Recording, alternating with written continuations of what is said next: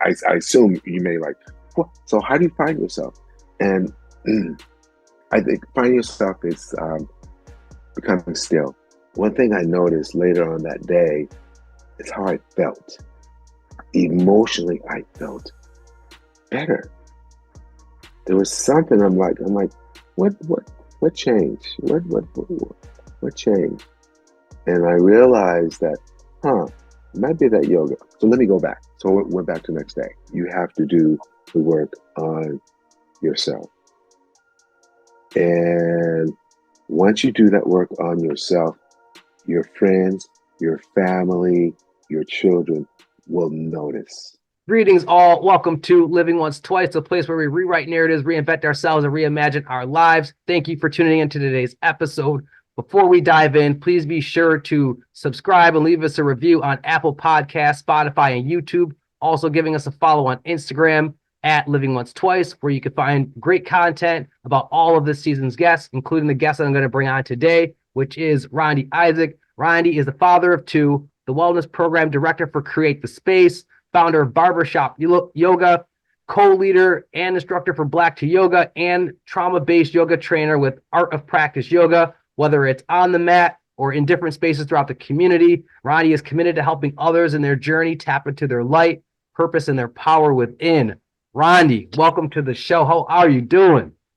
Oh man, I'm well. That introduction was, man. I had to sit back and like, wow, okay.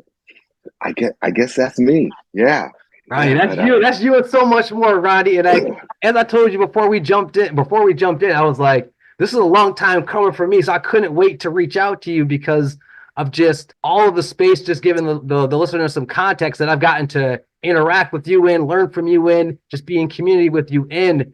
Like, folks, Rondy, you got so much just insight and intellect to share with folks that I'm really excited about this conversation, especially all the different topics that we're gonna touch on today. all right. I'm gonna do my best to live up to that billing. Just be you, 120%. Just be That's me. all I Okay, ask. That's all there you we go. got to be. So, and just giving folks a little bit of that kind of insight of like, there's different places that I want to go into today. As you know, this season's all about the journey, especially for men, of accountability and ownership, and talking about specifically, we'll get into kind of that growth and that maturity from boyhood to manhood and what that looks like, and how more men can really embrace that journey, but also the aspect of healing oneself and what that kind of can look like, and the different ways and tools available to help someone in their own path of self-discovery and healing. And I know we'll touch on that, but where I want to start, Rondy, is really kind of your own background and what did your passage into manhood look like. And so I want to just have you take us back and sharing more about your upbringing, and also what did that, again, transition of going into manhood look like for you as you kind of went through your journey from your earlier years into your teenage years. Wow, it's really interesting. I have five brothers, so there's six boys. I have no sisters. Wish I had a sister though. And raised by a single mom. And but there was uncles always around, you know, and older brothers to help guide me. But that transition from that boyhood to manhood, I I don't know when it was that I said I'm a man. I don't know if there was this definitive thing that happened in my life. I know I moved away, went off to college, and I moved away, was gone for a long time, at least from the Bay Area. But I don't know. I can't think of that signature point in life where when I said to myself, "Oh yeah, I'm a man now. I'm a man now." Only thing I can say about that is that I have learned um, from some folks what it means to be a man. If there's not really a man in your life, if there's not like that father figure in your life, some of the things just aren't passed down, are inherited. And so I was always seeking validation from older men, from father figures, from uncles and older brothers and things like that. I will say I did meet my father. I didn't meet him until I was 16 years old. And we developed a relationship and which was amazing. And throughout the years, I saw the way he moved, and I guess he was the one. Him and my uncle, his brother, were the ones that I would say influenced me more than anything about manhood. Just the way they moved, and these were both Southern men. They're both from Alabama. They moved out to Southern California, but they were both Southern men, and I just learned a lot about how they carried themselves in the world. And I never reached out to them like, hey, give me mentorship, just give me this, give me that. But it was just always observing, okay, this is how they this is how they interact with each other, this is how they interact with their partners, this is how they interact with the family. And it was all it seemed to me that they always had a certain dignity about them, Mm. a certain majestic, you know. Even though my dad had this very southern drawl, but he carried himself very very proudly, and I think that would be the thing that I say that I've learned the most is to be humble. As a southern man, my dad's really really really humble, but he was very majestic in the way that he carried himself, the way he interacted with folks. And and I think that is the two characteristics I try to live into, being humble and majestic. Mm. And when you say being majestic, Ronnie, what do you mean by that? Like, how would you describe that? Yeah, right. The first thing that came to mind, and I might even change it as I go on, but I was thinking of a king without a throne, Mm. Okay. not usually a king is governing over the land, governing over people. And so when you sit on that throne, that is what you are tasked with. But what if you don't have a throne? Then you are tasked with showing the example of being benevolent, being caring, um, being truthful, being honest, even laughter, right? Just showing this full spectrum of a black male. I would say that is how I'm looking at being majestic, involving or incorporating that all those characteristics that make up a black male. Mm. Right. I love kind of you taking us back here, and there's a couple things that I think you hit on that are going to resonate with a lot of men. First and foremost is the whole aspect of there wasn't a moment necessarily, and we'll kind of talk about rite of passage in a second. But as you're also just trying to grow and kind of acquire a sense of what it is, it's through a lot of just observation of the males and the role models around you, and that's kind of how a lot of us develop our sense of self, or develop our sense of what it means to be a man. And there were some of the traits that you talked about wanting to embody, being majestic and being humble. And in the book King, Warrior, Magician, Lover, and speaking of being majestic, they kind of talk about and set the tone of like there are these male archetypes that kind of make up the male psyche, and a part of that is if men are to mature and to really fully step into these four areas, what's critical to that is that they have some sort of rite of passage that guides them along, and B, some sort of role models to show them the way. However, what they pinpoint is many men, and I would love your take on this, they feel are stuck though in this in between where they're not fully formed, they're not fully mature because they don't have, there is no rite of passage that kind of guides them along the journey, and there really aren't role models to showing them how to embody these qualities that are, again, those four different archetypes. And so I guess I would love to hear kind of your take on like do you believe that there is kind of this majority out there that are they're either in this stuck in between where they're not fully formed into becoming what quote unquote a mature man would be, And do you feel like a part of that equation is because there aren't, say, healthy role models to show them the qualities that one should embody in terms of being a mature man? Mm. Well, there's a historical aspect to all of this that for the longest time that we really weren't considered a man. We were called a boy and kind of belittled and even we couldn't even have ownership over our own bodies and you know and we really weren't the whole family structure was all kind of in disarray, right? At any moment, your family could be taken from you or sold away or whatever. Are you sold away? So a lot of stuff is new to us. This becoming a man, this whole king thing, it's new, and you're right. There is no like blueprint to it at all. So we are searching. Like there is no like rites of passage.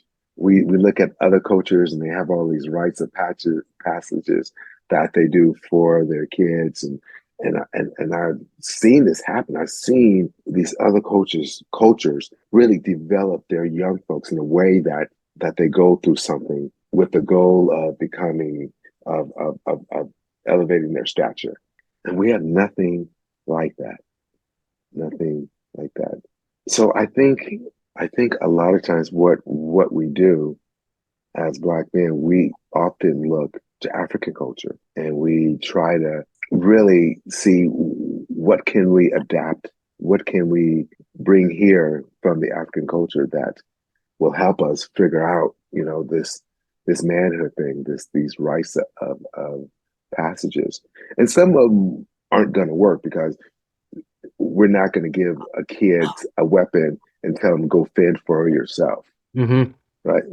That's not going to work. But I think there are other things in African culture that I see us adapting and making it our own. The men's circle. When I think about, there's Mm. all these men's circles that are happening, and we're trying to incorporate the young men into these circles so they have something that they can like, okay, oh, I see how these men act, right? And so when you're in these men's circles, you're gonna have these different personalities, you're gonna have all these different things. And these young folks can be like, okay, I appreciate the way this guy is in the circle. He's a leader, he's respected. I like that. I really think that is the one thing I can really put my thing on of how we are really trying to bring these rites of passages into an African American structure, right? Not anything that's no shade towards any other culture, but we're really trying to have something that really identifies with us.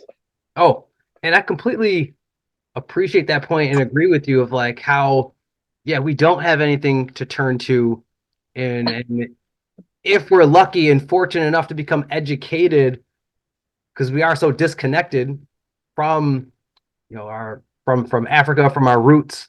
And so it's only until you start to learn about your culture can you start to like tap into learning like, oh, this was how things are done, and now we can start to incorporate that into our own culture, our own interactions with youth and with men too, who are still trying to teach themselves how to become a man. Because even for myself at 37, I'm still trying to grow and learn how to do it every single day. I feel like I still don't have this thing figured out. I'm like I'm half baked, and that's why I kind of tap into a lot of the different communities that you and I are a part of. Right. Yeah. And what I've noticed, there are lots and lots of men groups that are happening around this area. And I think it's just that vacuum of emptiness of I don't want to say fathers are missing. That's not what I'm saying. Because I think Black fathers are there just as much as anyone else. But that those rites of passages are missing, Mm. right? And so there are plenty of circles, all these men's groups that are happening right here in the Bay Area. It's amazing, really amazing. And a part of these groups, because like you were saying, Rondy, a second ago, like you can start to observe how other men are showing up. And maybe these are some qualities that you want to embody. But I've also heard you talk about there's this delicate balance of like, you still have to learn how to become comfortable in your own skin. You still have to learn how to become comfortable being authentically yourself. And so I guess I'm wondering too, like, did you struggle with becoming comfortable in your own skin along your own journey? And if so, how did you learn how to start to become more authentically yourself and not necessarily as we, as I shared with you earlier, like wearing some of the masks that you could put upon yourself, society could put upon yourself. So, did you struggle with becoming comfortable in your own skin along the way?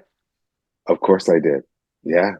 W.E. Du Bois, I think it's W. Du Bois, say that we have this dual personality, the one that others expect us to be, and the one that we are, and the one that we're trying to be, right? And so for the longest time, there's a lot of confusion, a lot of confusion, and so for me, I wore all type of different masks. I was a chameleon, man. I got along with everyone. I fit into every group. Every group I was, you know, until a point where something and I don't know what was the genesis of it, but something just clicked inside of me and said, you know what? I don't want to lie to myself anymore. Mm, You know, powerful. um, That's powerful to get to that point. Wow. right? Yeah, you lie to everyone else because you're this chameleon guy, and you're doing all these things. But at some point, when you just say, "I don't want to lie to myself," I want, because that other person is just not me, and I'm portraying something that I am not. And so once you once you come to that, I don't know, to that conclusion, now that's when the work happens because you're like, okay, I don't want to be that person. But now you got the other question. Well, who am I? I, who am I? Like, right? And then that's where that soul searching starts to happen. Like, okay, um, I, I gotta go. Well, it's kind of like an Indian proverb, right? To find yourself, you can't go out looking. You have to go inside, you know, and you can find it by traveling the world, looking and looking, looking. But what happens is that you return right to the same spot where you started.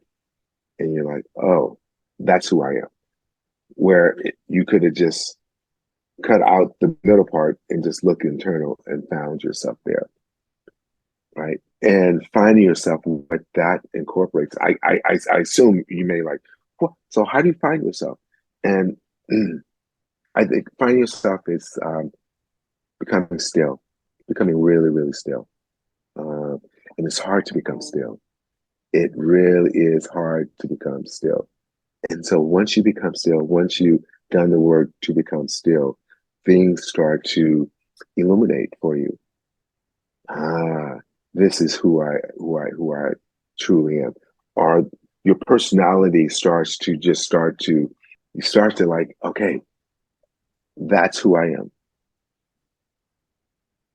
And you start to see it because you aren't trying to please someone else.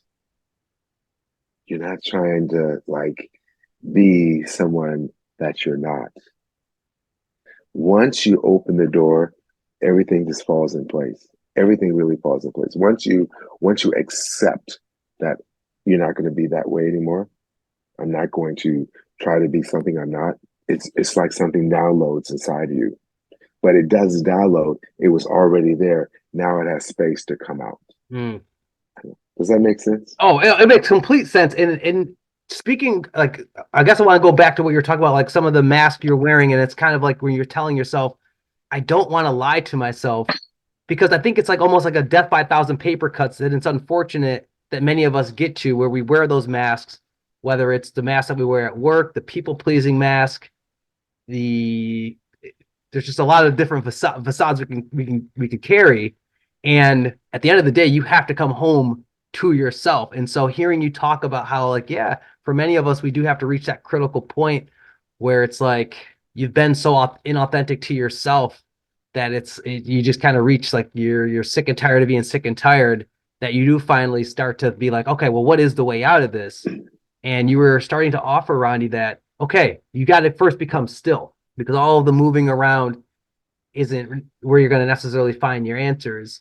And I know one of the tools that you talk about, and I got a quote from you that you share about kind of how you started to access that sense of direction was through yoga. And so here's a quote that I heard you say is, what got me into yoga was being lost, not knowing what I was doing, no direction, nothing felt right, a sunny day felt gloomy. So can you speak more, Rondy, about that time in your life and how yoga helped you in your own self-discovery, back to yourself and your authentic self? Right, right. Um, I've told the story so many times, and it was a period in my life where I really didn't have any direction, really didn't have much direction at all. And when a person has no direction, they're susceptible to a lot of different things. They're susceptible to these suggestions that other people may have for them. Here, why don't you try doing this? Why don't you be this? Why don't you do that? Right? And it may sound good to you. You may be like, oh yeah, I can do that. But it usually does not work. So what was happening with me is that I knew I didn't want to be where I was in my life. And so I made this effort to find out what I wanted. I didn't know how to do it. I had no idea how to figure out what I wanted in my life. But I was open. I was really open to energies. And what I mean by energies, I was open to like influences of the world, like just walking around and being curious about this thing or that thing. And that's how it happened. I was curious about what was in this building. And I went inside the building and it was a yoga studio. I had never done yoga before. Never done yoga before. And went inside and there was this perky blonde woman. She was like, "Hey, come play with us," blah blah blah. And I was like, "Oh my goodness, what is this?" And she saw the like, I don't know, that like I'm like cautiousness on my face. And she goes, "Do you like to work out?" And I said, "Yeah, I love to work out." And she goes, "Just come back and work out with us." I'm like, "Okay." So I come back, I take this class, and it wasn't for me. It wasn't much of a workout. I looked, I hadn't sweat very much. I didn't know what I was doing. I'm kind of moving in a way that I never moved before. And I go out to my car and I'm just like, I don't know what that was, but it is what it is. I experienced it. But one thing I noticed later on that day is how I felt. Emotionally, I felt better. There was something I'm like, what changed? What changed? And I realized that, it might be that yoga. So let me go back. So I went back to the next day, did the yoga, and I felt better. I'm like, oh my God, there's something about this. Emotionally, I'm feeling better. Energetically, I'm feeling better. You know, everything started to look better. Food started to taste good. It's Mm. bright days. All of these things started happening. So now I'm going all the time, all the time, all the time, all the time. And a very wise person said to me, because I was going 3 times a day, every day. And my first yoga teacher said to me, she goes, stop it, stop it, stop all that you're doing. Go to one class, understand what the teacher's doing, and just sit there and absorb it, absorb it. And I was like, okay. I took that one class, really started to trying to figure out exactly what they're trying to do here. Because all I was doing, I was just exercising, doing this, just muscling through it. But once I figured out, oh, this is much more than an exercise. They're trying to get you to reveal your truer self. And once I figured that out, my practice took off. And then I was like, okay, now I can really do that work because now I can be still. I can sit back and I can be like, you know, just observe what goes on in my mind, right? That's what happens when you become still. You can Mm. observe your thoughts. And like you may be like, why am I thinking about that? Why did that come up? Right? And you're just observing what type of thing comes up, everything you're observing. And once you start to be more of a observer, then this, okay, gotta do, things start to reveal. Oh, I see why I was thinking about that. I see why that came up. I need to deal with that situation. I need to deal with that problem, right? I can't really go forward until I deal with that situation. And once I deal with that situation, oh, okay, I'm feeling better. I'm feeling more relaxed, right? So that was the genesis of my of yoga for me, right? Kind of being in a dark place and kind of figuring out and having some illumination about life and about me. I Mm. think that was the thing, illumination about me. I think that's incredible, Ronnie. You just kind of sharing too how at first you were hesitant. And I think for many men, as I look at the statistic, they say the number of men that practice yoga, it's increased dramatically over the years, but still nearly three-quarters of yoga practitioners are female, despite all the benefits and kind of things you're sharing. So you started off in sharing like you were openly hesitant about it. And so now I'm kind of wondering here too, like you talked about how this kind of was the opening to shedding the light on things that you needed to explore, examine within yourself. But in order to get there, you still had a hump to get over. So now you being on the other side, and how is it for you when you talk to other men about, say, the benefits of yoga? Because many men out there be like, "Oh, okay, no, that's not really for me, or that's really for women, or it's not. It's it's kind of soft." Like, what is that like for you when you try to get other men to embrace yoga? Do you still get that sense of hesitation for the same reasons that you had? Like, what's that conversation like as you're trying to introduce more men into this practice that could be beneficial for them in their self discovery? Right, right. You know, the history of yoga, yoga is at least the style of yoga I'm doing it is based out of India. And it used to it was just one class of folks that did it was the Brahmin class, the higher ups, but it was only taught to young boys. Boys and men were the only one doing yoga, right? And then the British kind of took over. They made it seem as though yoga was this feminine thing. It wasn't masculine enough for men to do it. So it was kind of pushed aside, right? So yeah, a lot of men, when I try to get them to come in and yoga, they have this thing in their head about what they think yoga is. And that's the biggest thing. They think it's something that they've never done. And my job is to try to get them to like understand that it is not what you think it is. It's just not what you think it is. It is something totally different. I know all you see on on TV or on ads is just these women, these really skinny women doing these movements. But that is just one aspect of yoga. One aspect of yoga. And so what I try to do is I try to make it if I'm teaching a class to men, I'm going to make you feel successful in the class.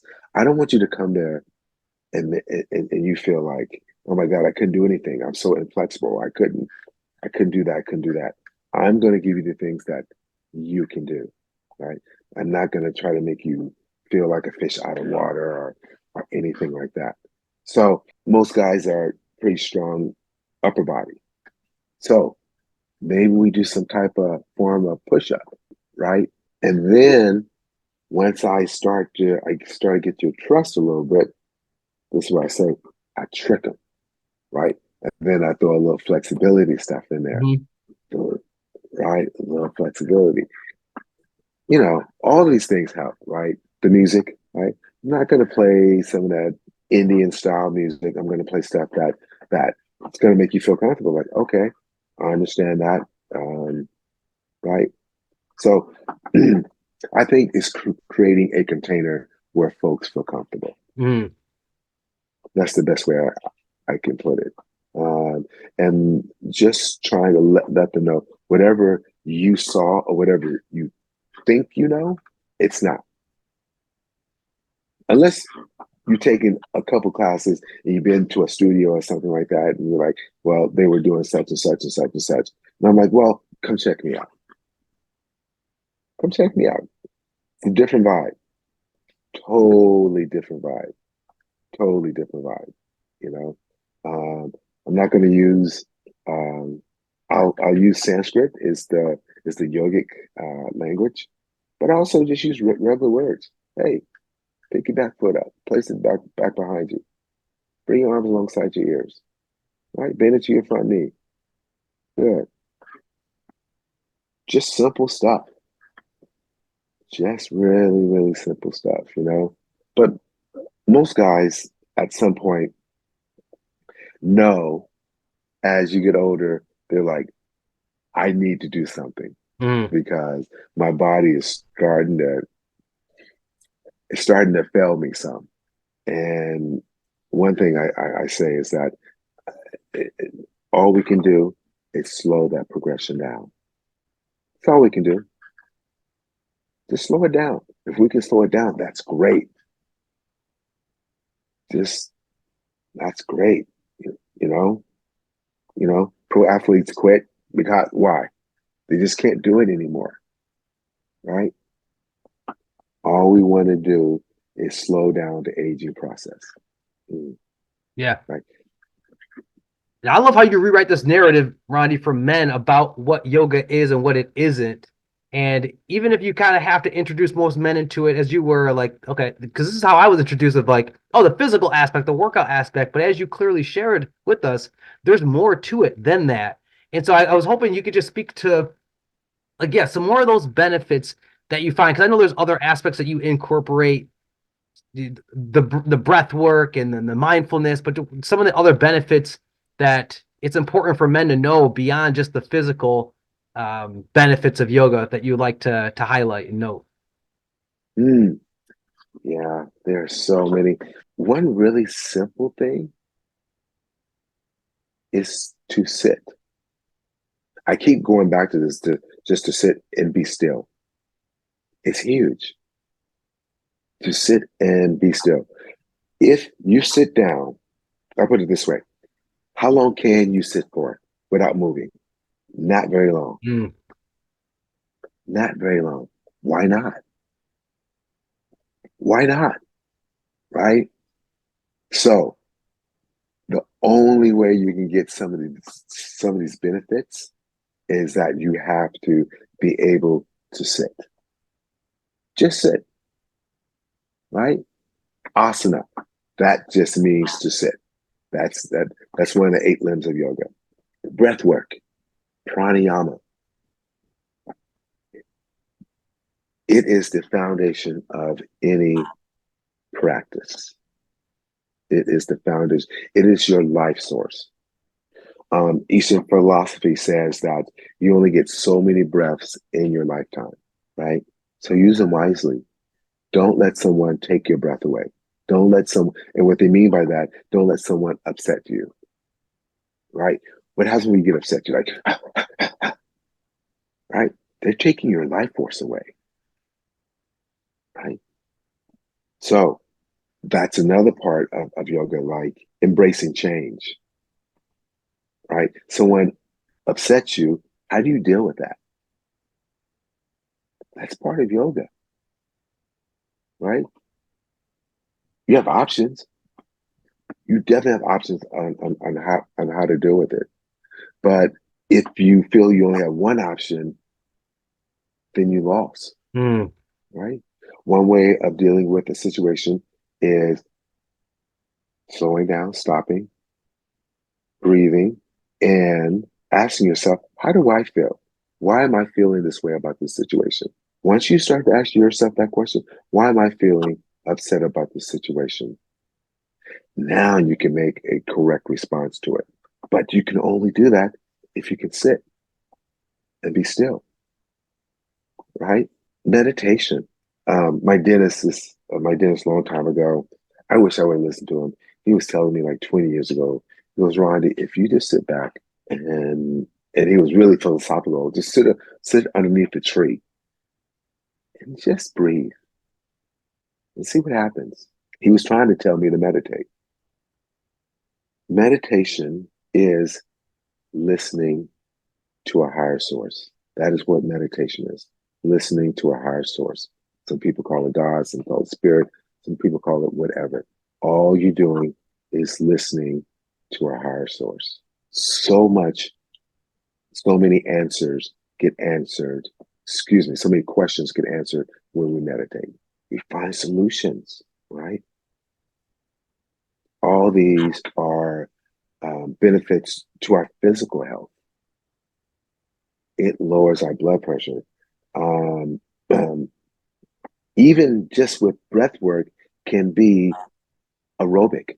There are aerobic breath work. All these things help you physically, right? To breathe in and out through your nose, your lips are sealed. Ancient cultures, if you go back and you look at, even now, if you go to indigenous cultures, like in like South America, some of these uh, cultures that are still living with nature, they have straight teeth. The teeth are straight. There's no orthodontist, right? Back through history, straight teeth. It's the breath work. I know you're like, what? How is breath keeping your teeth straight? You're not breathing in through your mouth. When you breathe in through your mouth, become a mouth breather. Breathing in through your mouth makes you dumb. Science has proven that. Wow. Okay, did not know that. No. Wow. Breathing in through your mouth also causes sleep apnea, all these things, right? Breathing in through your nose, those really deep belly breaths, calms the mind, calms the body, really makes you really relax, right? So, yoga has 8 limbs. The one we do in the West is asana. The one you see, the movement part, it's just asana. Asana, I talked about pranayama, the breath work, meditation, right? There are 5 more limbs of yoga, and you're supposed to I'm not saying you're supposed to do them evenly, like 15% here, 15% here, but you're supposed to do them in a way that, however, whatever you need, right? Some of them are withdrawal of the senses. So Mm. you're trying to deprive all your senses. Some of them are you just trying to focus on one sense. Maybe there's some object that you focus on. You block out the hearing, block out smell, and you just pinpoint focus on that thing. I often say that yoga it's great for the body, but ultimately it's for your mind. There's these other limbs, and they all have really benefits. And so you don't get these limbs in many other classes. You know, you come here, and this is what the men see. Going back to like, why don't men come to yoga? All they see is these little skinny women doing asana, doing asana. They don't see the sitting and the breathing, the meditation, the sensory deprivation, the concentration. They don't see all these other things that make up yoga that really benefits men, right? Think of all the commotion that goes on in your mind on a daily basis. What if you can bring that down, calm that down, right? What if you can just get a little bit of quiet, just a little bit, think how much better you can solve problems, right? Yeah, no, you're hitting on. I want to reiterate a lot of things you shared here, Rondy, in terms of. I appreciate you providing us such great historical context about it, but just for men to understand, like, the physical benefits, but then also the benefits for their mind. There are the opportunity to be able to go inward, to slow down, to really start doing more self exploration and being able to use it as a tool for that. And there's all these other like aspects, and I know you just create such a great space for men to just be able to take part in this through barbershop yoga. But I wanted to hit on that aspect of, okay, as you start to examine some of the things that are coming up, things that you need to address as a male, maybe you're able to reflect on situations from the present and from the past. It's kind of like, okay, so what do we do with that information? Like, what's the next step of that healing? And I know with being a part of Create the Space, which offers men the opportunity to do healing in community, healing through therapy. And so I guess I would like to just kind of hear you talk about, like, so for men who are, kind of on that path of like, okay, this practice of being still is bringing up some things for me, but I don't know what to do. What's the next step? Where do I go next? Like, anything you could share about like how impactful it could be for men to then be able to open up and talk to others, or to go talk to a therapist, can be for helping them to heal and maybe get back to that authentic self, sense of their self that maybe they've gotten away from because, again, of the masks of being busy, whatever it may be. Right. Yeah. I think ultimately it is for the self, but it's also for the community, right? Fitting into a community and having something to give, to share to that community, to uplift that community, right? First, you have to heal yourself. You have to do the work on yourself. And once you do that work on yourself, your friends, your family, your children will notice. You don't have to say anything. They're going to notice. They're going to notice that energy. They're going to notice the way you interact with them. Um, they're just going to notice, and they're going to want some of that. They're going to want a part of it. You know, they're going to be like, uh, whatever you had, I want a little bit of it too. Hmm. You know, can you pass it my way? So I think I think the biggest thing is to share it. Share where you were, and then where you are now, and then where you may be going. You know, really let folks know that how much you are benefiting from these practices. Right. There was another part that you asked about this question, Justin. Yeah, because I was wondering, Ronnie, do you find that when it comes to opening up, because for many men it might be hard and uncomfortable to, like, maybe they can't name the feeling, they know something is coming up, but they don't know how to name it or heal it. Like, do you find tools like therapy can be beneficial for men in this regard, or just having open conversations with others in some of these circles could be the next step for them if they're Well, when they're trying to kind of go on that emotional healing journey? well, yeah, because a lot of stuff is going to come up. A lot of stuff is going to come up, and you're going to um, want to explore it with someone. Maybe before you started this journey, you would not wanted to talk with anyone about it. You would have kept it all inside. But now you know that this stuff is bigger than you, and you know that the only way you can go forward is you got to release some of this stuff. And so you got to go talk to a therapist. And most guys, once they are coming through this path, coming through this portal, they're really open to talking to someone, because they just know that the only way they can go forward is to let some of this stuff go, right? Um, Ronnie, most tell me, like, how was that for you? Because I know you mentioned your yoga story. Like, okay, you were like, there's some things I need to address. Was that one of the tools that you explored, or like, what was your um your way of starting to like go in and starting to heal it and Yeah, address it. as I keep saying, reiterating, is you have to do the work on yourself, right? Um, and and it's tough work. You're bringing up stuff that you don't pushed away that you don't want to deal with, right? And so, yeah, I got to a point where I did see a therapist, right? And for me to keep going forward, to keep going, I had to also address folks in my life, folks that I had unfinished business with, like my daughter. There was some tension there. There was some real stuff that we hadn't figured out, right? Even friends. There's some things that were just left dangling, you know, just wounds that hadn't really healed. And so it was just going back and having those conversations, right? And and and and and that's huge because what you have these relationships and there's something in it that you need to take care of. You need to figure some stuff out about it. And you just push it away, push it away.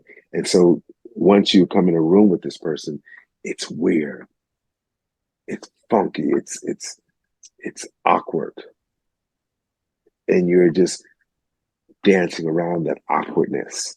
And then you leave and it's on your mind and you're just like, God, I hate it that I didn't blah blah blah. Finally, you take that time, you've done the work on yourself, you're like, okay, now I'm just gonna address this, right? And you sit down and they're like, oh my God, we've been, apart, are just in this negative vortex for so long over something that we could have just settled. And it affected me, and I know it affected you in a way. You know, those are the things that ages you, right? Those type of frustrations, Mm. man. Mm. That's a big point that you bring up, Rondy, as we're talking about again this journey of maturity for anyone, but speaking about men is like sometimes we keep those things bottled up and we don't know how to communicate, to address, to I don't want to use the word confront, but yeah, to have those kind of conversations. And as you mentioned, like as you start to do the work on yourself, elevate yourself, heal yourself, do you feel like you were in then a better position? It sounds like you could correct me on this to then have the conversation. Like do you think if you I don't know, didn't do the work or like did the work put you in the position to be able to have that conversation, even though it may have taken a lot of time to get to? Was that doing that work critical to be able to show up in the way that you were able to show up when those conversations that needed to be had and it had to take place? Oh yeah, I would hate to think where I'd be if I never really did the work. Because as I was saying earlier, I was just in a place where things didn't feel right, didn't feel good, right? And I was probably in some type of depression. But just think about if it just keeps going on and on and on and on and on. That is when things get really dark for some folks. And I'm so grateful and lucky that I found something to help me. I found something to give me purpose, to give me purpose, right? It's funny. I hadn't said it this whole time. The purpose is really big. Um, and in my whole yoga practice now, I call it purpose and harmony. To find the purpose within is to have harmony outside, Mm. Ooh, it's deep. right? Gosh. And I think that's the problem with a lot of young folks. When you think about young people, uh, that they don't know where they're going. So now they're susceptible to a lot of different things. And it's just harmony in their life. And it's not just young folks, it's adults as well. Mm. It's adults as well. Think about doing a job that you just hate. How how corrosive is that? You know, it just feels like it's dissolving you and just eating away at you. Mm, yeah. So to do the work, um, who knows? We cannot predict the future. Who knows if I never did the work? But I know doing the work set me on a different path. And I don't. Who knows where my other path would have went? Mm. Don't know. Don't know. But I know doing the work, um, definitely. You can ask all my friends from way back in the day to say, you know, could you imagine Rondy where he's at now, what he's doing, and blah blah blah. Like hell no, uh, not How does it do. feel to you when you hear that then? Oh, I'm inspired by that. Mm. I'm inspired by that. You know, um, because they're seeing me now. They're really seeing who I am. Really seeing who I am, and I don't have to fake it at all. And maybe they even knew I was faking it back then, Mm. right? But now they know that I'm genuine, right? And that's the best thing. That feels really good, really good. Mm. And Rondy, again, like what's great about this is hearing. I appreciate your vulnerability and just kind of opening up on the things that you needed to address, the healing, the things that you needed to admit that you needed to do work on yourself. Because I still feel like, and I would love for you to just share anything on this thought. Like for some men, if it could feel like, is it weak to admit that you need help? Is it weak to admit that you are flawed? There could be this inherent like sense of like, well, if I'm to reach out to a therapist or I'm to reach out to try to join a men's group, is that a show of weakness? And I just don't know if there's if you've encountered any men who have kind of grappled with some sort of sense of like there's a weakness in asking for help, knowing that they need help to do this type of work or to do this type of healing work. And how would you help someone to kind of overcome that own mental mindset and hurdle? Well, I one thing I know you can't push anywhere and anywhere. We are already at when we're ready at different times, Mm-hmm. and there is a some who come into classes into yoga class and who are kind of I'm good. I'm just going to do this yoga, you know, and I'm like fine. That that's great. But what happens is that it starts to soften that exterior, that barrier that they put up. It starts to soften, you know. And you can see it, you know. Um, someone who came into our class all just now they're smiling, right? Before they didn't really want to engage with anyone. Now they're asking questions that you can see them talking to another brother over here, like, so, tell me, blah, blah, blah. Right. As long as they know, and I always try to let everyone know that the door is always open, you know, and that is part of the yoga. When you're ready, just come through the door. Mm. Can't push them. Can't push them. Can't make it mandatory. Just when they're ready, they'll come. And it can't be. I think for the groups that I work with, it can't be like, well, you got to go talk to this one person. I encourage them to find anyone, find someone, find someone, right? Just as long as you are um, engaging with someone. Doesn't doesn't have to be me. Doesn't have to be anyone in the studio. You know, doesn't have to be a family member, but find someone. Sometimes guys don't want to talk to like someone they know that they know. They can feel more comfortable talking to someone that they don't know, Mm-hmm. right? And I get that. You gonna tell someone you gonna tell them something really personal, and you know I get it. Yeah, No, these are some just important reminders for men to open up, to find someone, to also know just how it's important to do that healing work. Because as you talked about, not only are you doing it for yourself, but the benefit to your relationships, the community around you that can come from it. And speaking of community, Rondy, I guess that's the last thing before we get into each one teach one. I would love to hear you share is like just many men. It sounds like as you're saying of these different groups, like understand that you don't have to do it alone. Even though your journey might be so low, you don't have to do it in community. So I would love to hear you just like what has been the power of community been for you in your own healing journey?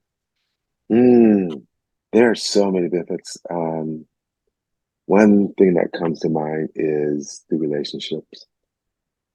They're really dear to me. Um, and I know at any time, any moment, if I need something, um, I can call a ton of folks, a ton of brothers, you know. I can also call my family, but my family isn't near, right? And there's no questions asked. I just, I love, you know, you're doing really good work in a community when folks are just so appreciative. Folks often come up to me, um, and I don't recognize some people just come up to me on the street and they'll say something like, "You taught a class the other day. I came to your class. It's the only class I've ever come to, and I felt great. And it got me started on my journey. It got me started in going to classes now, right? I think that is, I love hearing that. Um, you know, I'm, it's hard for me to answer this question because one thing oh God, I'll just say it, you know, I get to travel a lot. I get to go places. And it's because of this community that has helped me and elevated me that I get to go to, um, I went to Europe and did yoga in Germany for 6 months, all paid for. Um, I go to LA, Palm Springs. I'll be going to Atlanta soon. I get to travel around and do these things just because of the community uplifting me and Mm, really supporting me. I think my my next chapter and what I am trying to accomplish, I really want to start connecting with some younger folks. Really want to start to like engage in these high schoolers, college kids, um, just just to help them navigate this crazy world mm. that we live in. Right? I really want to help these young folks figure stuff out. You know? Yeah. Yeah, no, that truly brings it all full circle. I mean, you talk about the community uplifting you, Rondy, but I feel like that's just a testament to the impact that you've made on your community.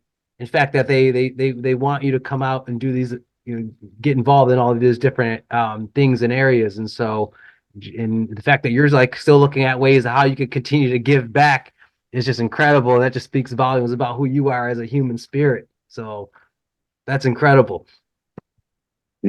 Thank you, bro. I appreciate that. Seriously. So our last bit, Rondy, is just our each one teach one rapid fire questions for you. So I just got 4 questions for you. So the first question that I got, Rondy, is what's one book or even podcast that you recommend that's been a game changer for you in your journey? Can you see that? Yeah, yeah. Light on Life. Yes, that's Okay. BKS Iyengar. He is one of the fathers of modern day yoga, Mm, right?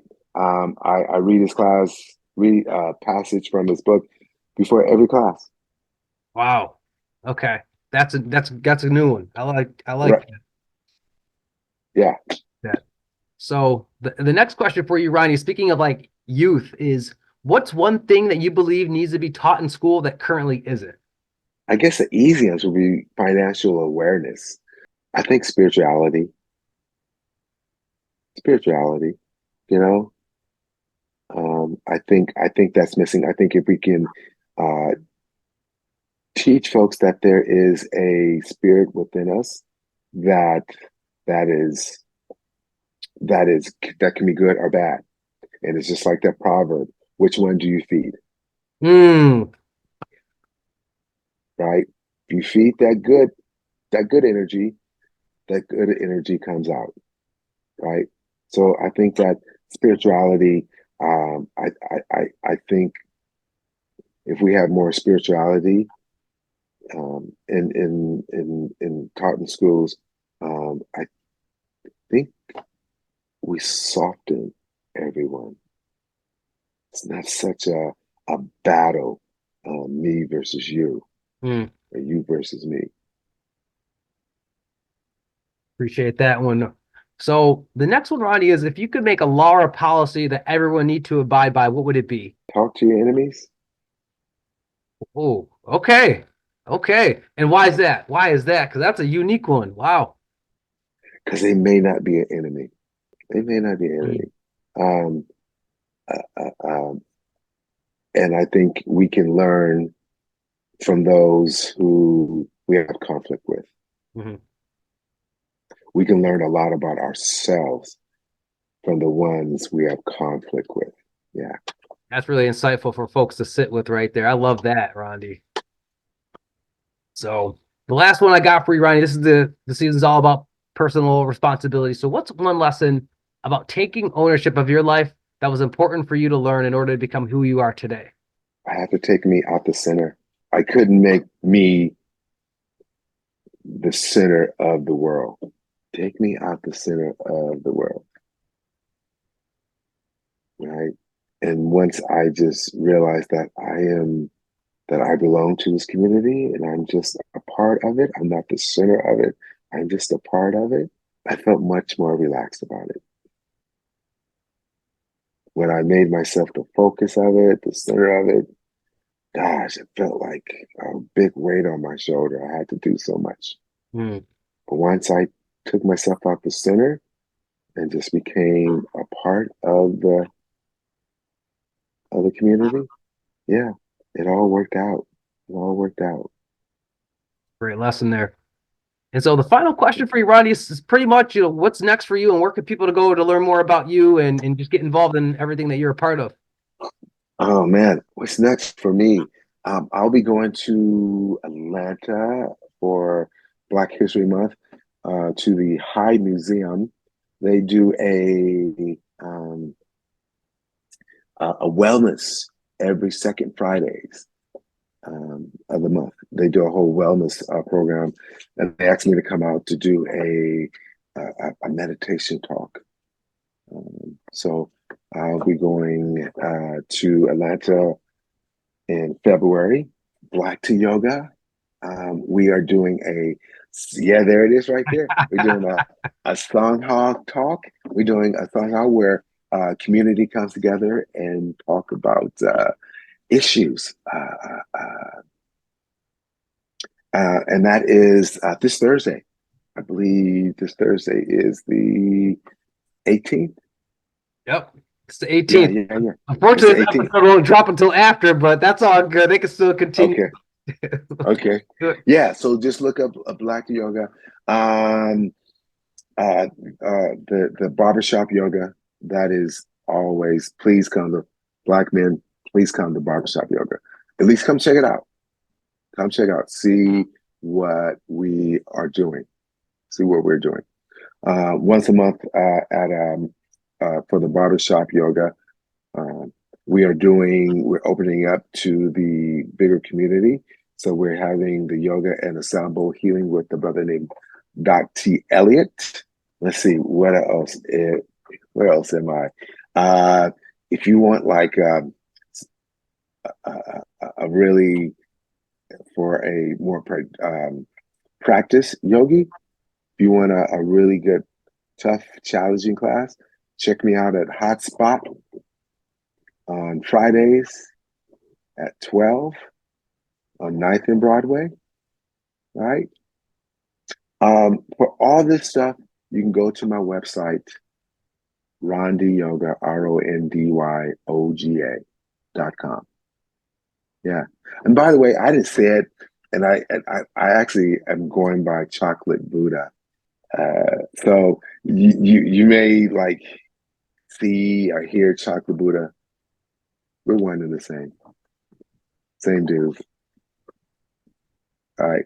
Appreciate you bringing that clarity to it. Yes, yes, all of that, Ronnie. So I'll make sure that's included in the show notes as well, and definitely encourage people to check out any of your classes because yeah, they'll get they'll walk away. It'll be memorable. It'll be a very memorable experience for anyone who gets to take one of Ronnie's classes, without a doubt.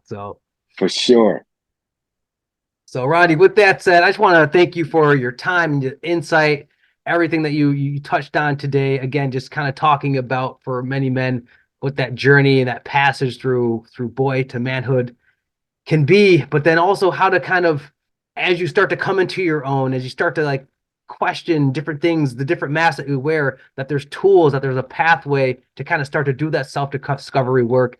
And one of the many tools out there is yoga, and how beneficial it could be for men to explore, debunking all the myths that they may have had, misconceptions about what yoga is, but then understanding the benefits to not just the body, but to the mind, which are so powerful. And then the other part that you hit on too is like when it comes to this growth and this journey of emotional and just even spiritual healing, you don't have to do it by yourself. And all No. you need is one trusted person or just to tap into one community. And it's incredible the benefits that could come from just opening up about your emotional world. Yeah. Yeah. Man, don't try to do it by yourself. Yeah. Community. That is in our DNA. Community. It's definitely in our DNA. So, reach out, come through, right? Sure. And I know this interview is going to provide that spark for many men to do that. So I appreciate the time, Rondy. All right. I appreciate you, Justin. Thank you so much, man. Certainly, certainly. So, folks, that is it for today's show. I'd like to thank you all for your presence and tuning in today. If you enjoyed this episode, please show your support by sharing the Living Once Twice podcast on Instagram and LinkedIn, leaving us a review on Apple Podcasts, Spotify, and YouTube. Reaching out to you all to the time and the space that separates us to say, remember, your dream life is waiting for you. It's time to go for it. You deserve it. Catch you later on Living Once Twice.